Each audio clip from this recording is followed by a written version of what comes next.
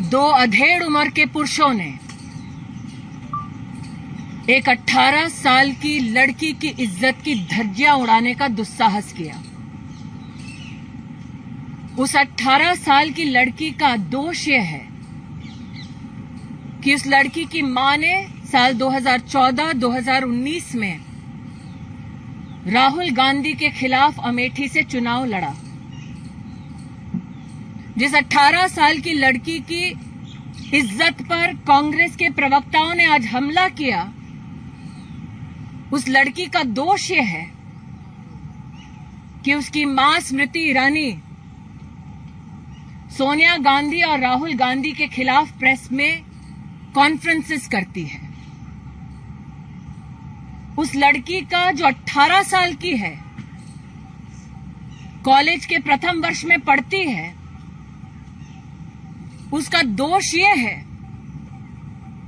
कि उसकी मां ने सोनिया गांधी राहुल गांधी के 5,000 करोड़ की लूट के ऊपर प्रेस वार्ता की। आज अपनी एक प्रेस कॉन्फ्रेंस में कांग्रेस के प्रवक्ता ने हंसते हुए जिस लड़की पर आक्रमण किया, वो राजनीति में नहीं है, एक साधारण से कॉलेज स्टूडेंट के नाम पर अपना जीवन व्यतीत कर रही है। लेकिन कांग्रेस के प्रवक्ता ने अपने हाथ में कागज दिखाते हुए यह आरोप मढ़ा कि वो लड़की एक अवैध बार चलाती है। मैं पवन खेड़ा से कहना चाहती हूं, मेरी 18 साल की बेटी कॉलेज में पढ़ती है।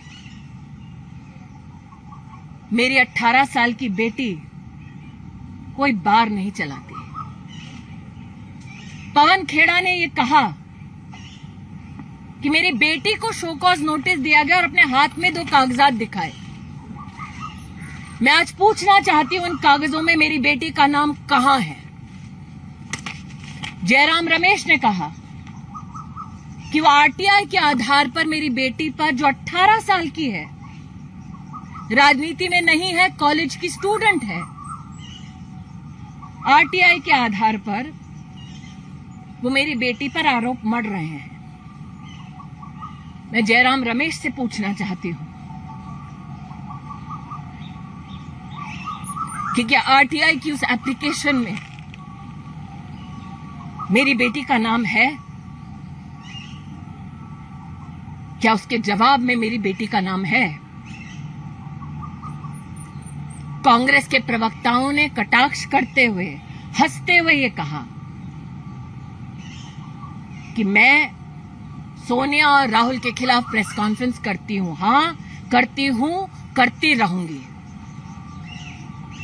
हंसते हुए कहा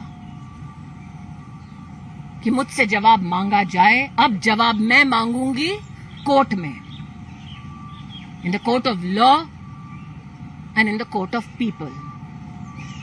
और जिस गांधी खानदान के आदेश पर यह प्रेस कॉन्फ्रेंस की गई, उनकी सरगना से कहना चाहती हूं, साल 2024 के लोकसभा चुनाव में दोबारा भेजे राहुल गांधी को अमेठी। हम फिर अमेठी में राहुल गांधी को धूल चटाएंगे। ये भारतीय जनता पार्टी के एक कार्यकर्ता होने के नाते मेरा वादा है। An 18-year-old child, a college student, her character today was assassinated by congressmen at the Congress headquarters. That 18-year-old child, and I called her child because I gave birth to her, her fault is that her mother fought the Lok Sabha election against Rahul Gandhi from Amethi in 2014 in 2019. That 18-year-old girl, her fault is that her mother, as has been said by the Congress spokesperson, does press conferences against Sonia Gandhi and Rahul Gandhi. That 18-year-old girl, her character today was publicly mutilated by the Congress spokespeople. And they claim that the mutilation stemmed from a show cause notice. I want to ask that congressperson, where is my daughter's name in the papers that he flashed? Jairam Ramesh said that he's taking a position on the basis of an RTI application. My question is, where does the RTI application name my daughter?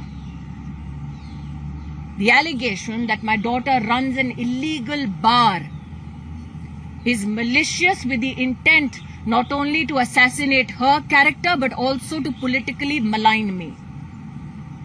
It is done at the directions, as was obviously stated by Pawan Kheda, of the Congress leadership, namely the Gandhi family, because I had the audacity to hold a press conference and question Sonia Gandhi and Rahul Gandhi for the 5,000 crore loot of the Indian treasury. So to the gentleman who sat there, giggled as they assassinated my daughter's character, I will see you in the court of law and in the court of people.